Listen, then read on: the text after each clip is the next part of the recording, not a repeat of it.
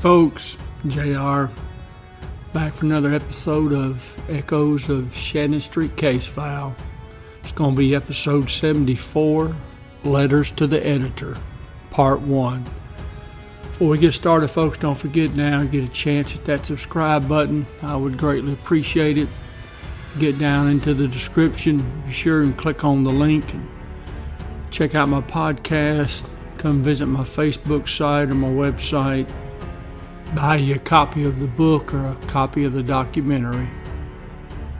Need a little history lesson, be sure and click on the link for Snowy and Boom. Alright folks, what we're going to do today is, obvious from the title, we're going to go through some of the letters written to the commercial appeal. And there's quite a few of them, but I've picked out enough for a couple of episodes.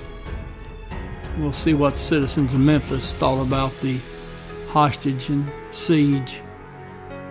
Alright, let's get into it.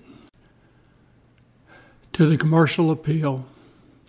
Wife Lindbergh Sanders had been under psychiatric care for the last 8 years, and in the condition he was evidently in, was he allowed to be part of our society, living day to day among us when he was a walking time bomb. There is no doubt in my mind that the men who were with Mr. Sanders during this incident were there by their own choice and not being held against their will. I believe the officers who were involved in the shootout gave the men inside the house the only choice they were able to.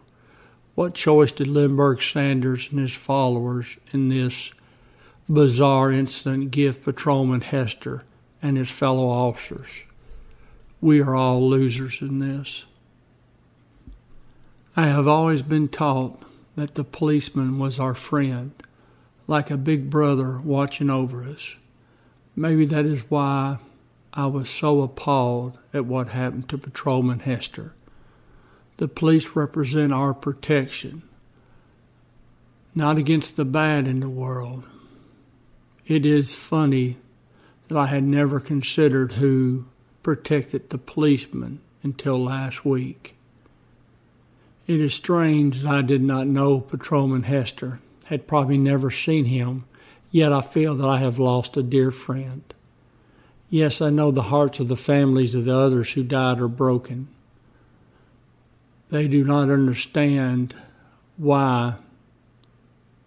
It seems their only consolation will be in knowing their pain was ended instantly, not by hours of agony and torture.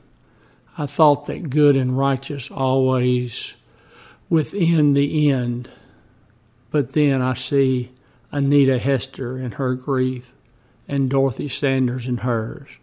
They have their own nightmares and torment to endure. Where is justice? I believe that all Memphians would feel just a little better if only someone would help us to comprehend publicly announced command policy that forbade police to attempt the rescue of a fellow officer begging and screaming for help until such time as the command was reasonably certain the suffering officer was dead. I was filled with very mixed emotions regarding the administration of the Memphis Police Department and its decision to wait before entering the house on Shannon Avenue, January 13. Being a layperson, I readily admit that I do not have the answer as to what should have been done. But why was this officer literally left to suffer at the hands of such emotionally disturbed and violent persons, whether it was known what he was being, when it was known he was being tortured? In a news conference, January 13, Police Director Holt said that microphones had been placed and went so far as to quote some of what was heard Considering all that Patrolman Hester was forced to endure, and with any sense of mercy would rather taken the bullet of a friend than go through what he did. I am deeply saddened by the loss of Patrolman Hester and the wounding of the other officers. Justice has been served to those responsible, and other criminal misfits should take notice. I want to praise Police Director Holt, Assistant Director Graham, and the Memphis Police Department in their professional handling of a dangerous situation. Again, the bleeding hearts and political misfits are quick to criticize a situation they are not qualified or experienced in. The tragedy on Shannon Avenue is a reflection of the widespread American belief in the effectiveness of weapons for resolving conflicts. It's much easier to carry a gun than to figure out how to deal personally with hostility and aggression. The police are to be commended for their efforts in developing negotiating procedures for hostage situations.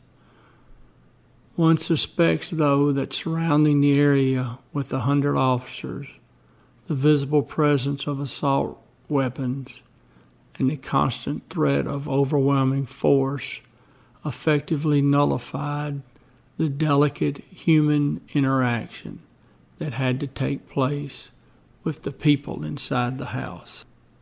As a two-time veteran of Vietnam, I am well acquainted with violence and death. However, I was willing to lay my life on the line because I knew I had the support of my superiors and teammates. There is no excuse for the delay in the rescue operations while Patrolman Hester lay dying at the hands of his deranged tormentors. I challenge the city government to prove to the citizens of Memphis that we have competency at the helm of both the city and police department hierarchy.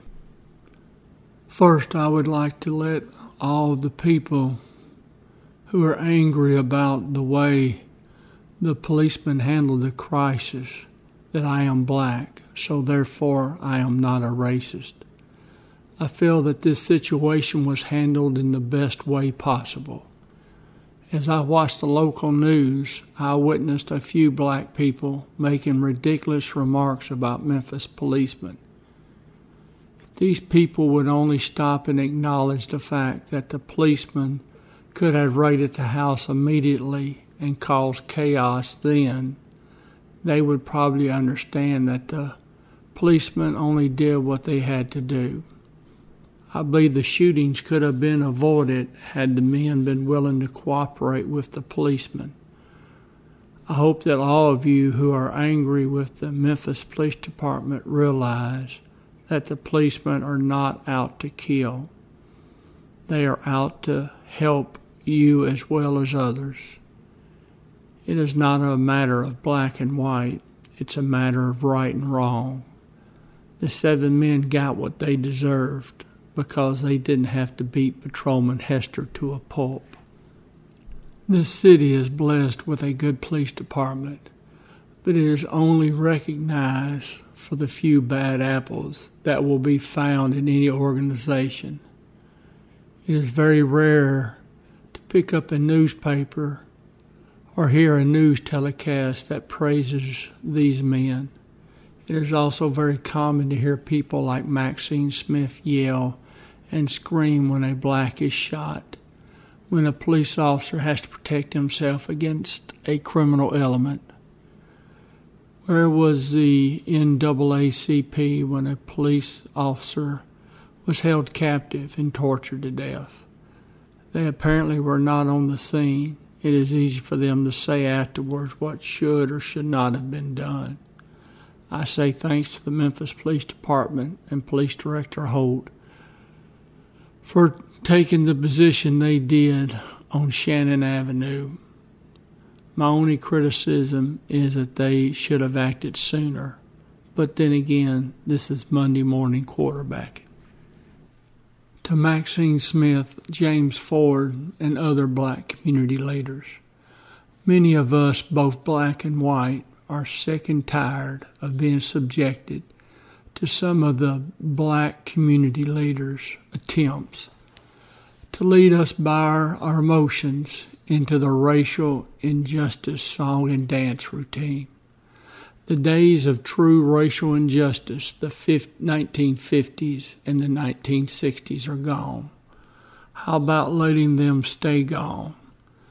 The 1980s do not immunize us from racial discrimination by any means. But really, why go overboard with every instance that even vaguely hints of it? If you must continually see color schemes, how about coloring the 7 captors as dangerous and deadly lunatic outlaws? And if your racial concerns are so sincere, why weren't the services of black community leaders offered at the scene during the absurd hostage ordeal? All right, folks. That's going to wrap up this episode. You know, reading these letters to the editor,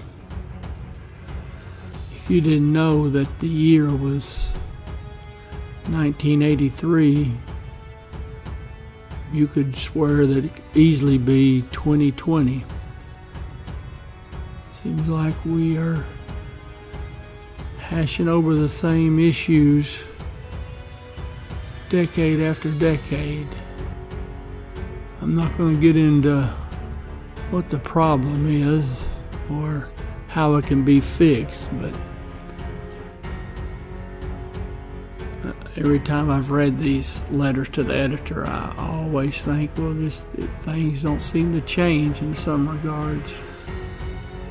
Seems to be the same ground we keep covering. But anyways, enough about that, folks. I hope y'all enjoyed listening to those. We're going to have one more set of them. We'll get together in a few days and go over them. And let's jump up here. I've got my little red square. That picture was 2012. That was the Vice Narcotics Unit. We were getting ready to go shut down a hotel that their main business was prostitution and drug sales. That was a good crew I had there. All right, folks, I appreciate you. We'll get together in a few days. And as always, I'll see you down the road.